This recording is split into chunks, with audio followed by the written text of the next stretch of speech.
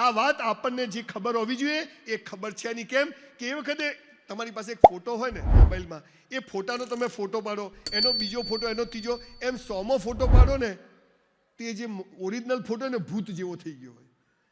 એમ જે જ્ઞાન હતું એ ઓરિજિનલ જ્ઞાન ભૂલી ગયા અને નવું નવું આવે છે. બસ પહેલો નંબર, પૈસા કમાત, ગમે તે કરો, ટોપ પર જાઓ, અને એમાં ને એમાં માણસ સૌથી નીચે જતો રહે છે.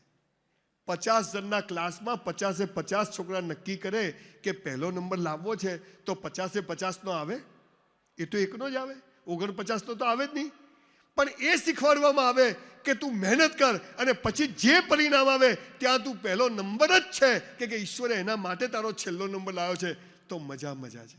પણ આ કોઈ કહેતું નથી. બધું જરૂરી છે. ભગવાને થુવરિયા ના બનાવ્યા તો આપણા ખેતરોની રક્ષા કોણ કરે? આપણે ગુલાબ જોડે જ કાંટા મૂક્યા છે. પણ આપણને સ્કૂલમાં ઊંધું શીખવાડ્યું છે કે સુખ જોઈએ, દુઃખ નથી જોઈતું, અમીરી જોઈએ, ગરીબી નથી જોઈતી, જન્મ જોઈએ, મૃત્યુ નથી જોઈતું. બાપાનો માલ છે. બાય 1 get 1 ફ્રી છે. એક ખરીદો એક મફત. તમે જુઓ, તમે તમારા દીકરાને 20 લાખનું બાઇક લાવી આપો, હાર્લી ડેવિડસન, સુખ જ સુખ, ઠોકીને આવે તો દુઃખ જ દુઃખ. વરસાદ ના આવે તો કે આવતો જ નથી, અને પછી આવે તો કે હવે બહુ થઈ ગયો, જપી જા. આપણા બાપાના નોકર છે. આપણને કશું ગમતું નથી.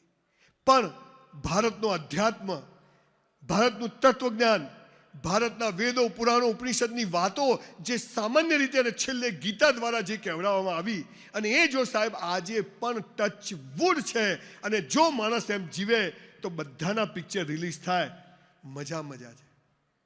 મને સમજાવો, આપણે મુકેશભાઈ અંબાણી અને અનિલભાઈ અંબાણીને હરખા રૂપિયા આપ્યા હતા ને? હે, કોઈ ભેદભાવ કર્યો તો? મુકેશભાઈ જલસા છે, અનિલભાઈને હમણાં લોચા ચાલે છે. હે, અમિતાભ બચ્ચનનો છોકરો સુપરસ્ટાર થઈ જાય, બિચારાને જાહેરાત નહીં મળતી હમણાં. કોઈએ કોઈના જેવું બનવાનું નથી, પણ દરેક વ્યક્તિએ પોતાની જાતને ગઈકાલ કરતા આજે બેસ્ટ બનાવવાની છે. આટલું જ કરવાનું છે. આપણી જાતની હરીફાઈ આપણી જોડે. મારી હરીફાઈ કોઈ જોડે છે જ નહીં. ગઈકાલે જ્યાં બોલ્યો સુરત, એનાથી આજે સારું બોલીશ. આજે કાલે જઈશ મંડાર, ત્યાં એનાથી સારું બોલીશ. That's all.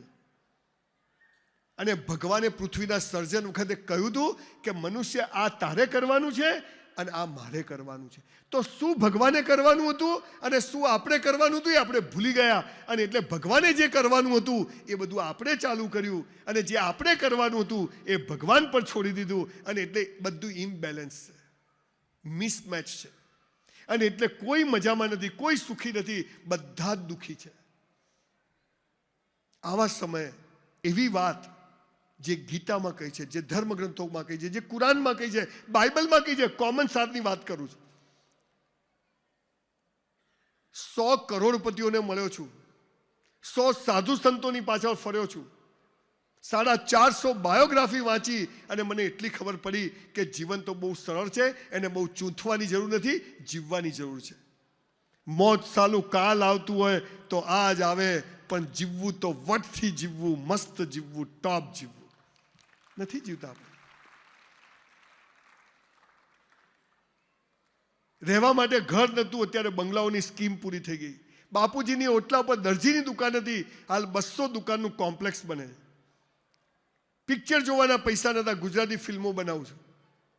ચોપડીઓ વાંચવાના પૈસા નહોતા, મારા ઘર કરતાં મારી લાઇબ્રેરી મોટી છે. See the grace of God. હમ તો ચલતે ગયે, કારવા બનતા ગયા. 5 વર્ષ પહેલા ઘરમાં મારી વાઈફ નથી સાંભળતી, અત્યારે 2 કરોડ લોકો સાંભળે છે યુટ્યુબ પર. આ શું છે? આ સમય છે. પણ એ સમય કોનો આવે છે ને કોનો જાય છે એ વાત ભગવાને કહી છે કે હે મનુષ્ય, તારા જીવનની 4 અવસ્થાઓ છે.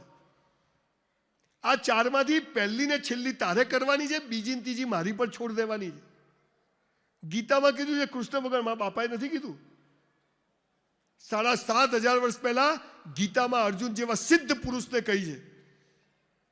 પણ આપણે આપણી સંસ્કૃતિ ભૂલી ગયા. સાહેબ, એક સરસ હસવાનો દાખલો કહું. હું હમણાં અમેરિકા ગયો, શિકાગો, તો એક મ્યુઝિયમમાં ગયો. તો મ્યુઝિયમમાં કાચની પેટી હતી, આ ડાયસ જેટલી. તો બધા ધોરિયાઓ આમ દૂરબીનથી જોવે, વેરી નાઇસ, વેરી નાઇસ. હું સાલું છે શું, $20 ટિકિટ મેં લીધી. 1,600 રૂપિયા કીધું, બગાડો, આયા છીએ અમેરિકા, જોઈ લો. તો અંદર શું પડેલું ખબર છે? બધી ધોળી બાઈઓ પછી છોકરા કમ કમ બેટા C very nice very nice. મેં જોયું તો અંદર શું પડેલું ખબર છે? તૂટેલા માટલાના 3 ટુકડા. આપણા ઘરે પેલું પાણીનું માટલું ના આવે એના 3 ટુકડા. પેલા ધોળિયાન મેં come come what is this? Oh gentleman you don't know? મેં કીધું ના આઈ ડોન્ટ નો. એને અંગ્રેજીમાં કીધું, ગુજરાતીમાં કહું. મને કે 300 વર્ષ જૂના માટીના માટલાના ટુકડા. મેં કીધું અમારા લાઠીમાં ઘેર ઘેર લોટા છે, 1000 વર્ષ જૂના સાલી વેલ્યુ નથી. જે સમાજ જે ગામ પોતાની સંસ્કૃતિ ભૂલી જાય છે ને એ નાશ પામે અને એની કદી પ્રગતિ નથી થતી. નરેન્દ્રભાઈ અત્યારે 80 કરોડ લોકોને મફત ખવડાવે છે. એનું કારણ કે જે 7,28,000 ગુરુકુળો હતા એની જે વાત છેવાડા સુધી પહોંચતી હતી એ આજે પહોંચતી નથી અને એટલે કોઈ મજામાં નથી. મનુષ્ય જન્મ મળવો એ જ સફળતાનું સૌથી પહેલું પગથિયું છે. પૈસા તો હલકા લોકો પાસે બી હોય, દારૂ જુગાર ડ્રગ્સ વેચવાવાળા જોડે બી હોય, ખરાબ ધંધા કરવાવાળા જોડે બી હોય. પણ એકવાર તમે ઈશ્વરના, તમે મને કહો ઘરમાં કયું છોકરું ગમે મા બાપને? જે મા બાપનું કહેવું કરે. ક્લાસમાં કયો છોકરો શિક્ષકને ગમે? જે શિક્ષકનું કહેવું કરે. તો ભગવાનને આ પૃથ્વી પર કયો માણસ ગમે? જે એના નિયમોને પાળે. તો એના નિયમો શું છે ખબર નથી અને બધા શિખામણો હાલે છે. આમ કરો ને ઢેકણું કરો ને પૂછડું કરો, થતું નથી. તમને કહે છે તું જ તારા ભાગ્યનો ઘડવૈયો છે, આપણે સાલા વાળ ખેંચીએ કોઈ થતું નથી. હું આજે તમને સાદી ગુજરાતી ભાષામાં કૃષ્ણ ભગવાને અથવા દુનિયાની જે કોઈ અદૃશ્ય શક્તિઓએ મનુષ્યને જે કહી હતી એ વાત કહેવા આવ્યો છું. દાવા સાથે કહું છું, આવનારા 3 વર્ષ 1000 વર્ષ આમ જીવજો અને આજની તારીખમાં ડાયરીમાં ઘેર જઈને લખી કાઢજો કે જીવનમાં આટલું આટલું પામવું છે.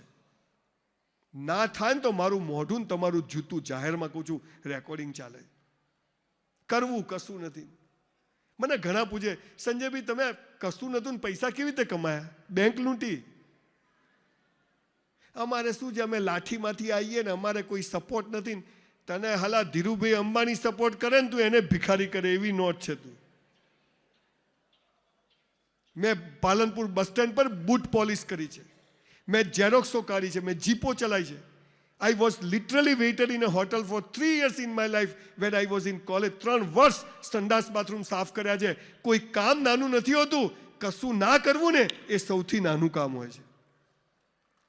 કરવું કશું. અરે કંઈ ના હતા, બાપુની કથામાં આવો, જૂતા બૂતા ગોઠવો, કંઈ કચરો પડ્યો તો ઉપાડી લો, આ કરો, પણ કરો તો ખરી. આપણો બી ટાઈમ આવશે. નહીં આવે. હાથની રેખાઓ ભૂસાઈ જશે, તારો ભિખારી ટાઈમ નહીં આવે. પણ ઈશ્વરે જે નિયમો કહ્યા છે એ તમે પાળશો તો દાવા સાથે કહું કે તમારી જવાબદારી જેને મોકલ્યા ને એની છે. એક વાયર ઉપર 5000 કબૂતર બેઠા હોય છે. કોઈ દિવસ પેપરમાં નથી આવતું કબૂતર પડી ગયા, આવે છે? બચાવી દે. આવો ભગવાન છે. આપણો જન્મ થાય ને માના આંચળમાં દૂધ આવી જાય છે. થોડાક મોટા થઈએ દાંત આવી જાય છે, પકડથી ખેંચવા પડે, આવી જાય છે. થોડા મોટા થઈએ આવા લોકો શેઠિયાઓ હીરામાં પૈસા કમાઈને લાઠીમાં સ્કૂલ કોલેજો ખોલીને જાય, ભણવાનો પ્રોબ્લેમ સોલ્વ. માદા થાવ, દાદાનો વડલો હોસ્પિટલો ખોલીને જાય, પ્રોબ્લેમ સોલ્વ. પાણીનો પ્રશ્ન કોક સૌજીભાઈ ધોળકિયા જેવા આવી જાય, તળાવો બનાવી દે, પ્રશ્ન સોલ્વ. આ બધું ઈશ્વર કરે છે.